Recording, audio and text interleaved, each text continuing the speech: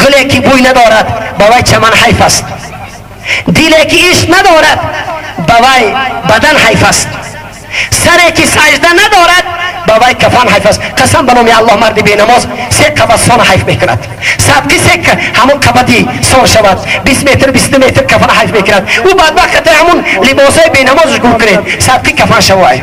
سبکی همون خیل مردمی که تابوت ایوه بیزار است، تابوتی که مرد بی نماز زنی بی نماز بار میکنن، تابوت فریاد میزنه خداوندا من بیزار هستم از این مرد بی نماز، ملائکه نمیان نزدش.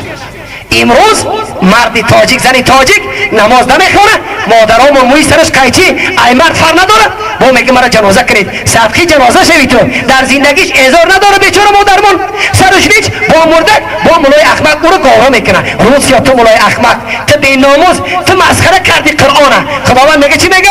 یا ایها الذین آمنو لا تتخذوا آیات الله هزوا.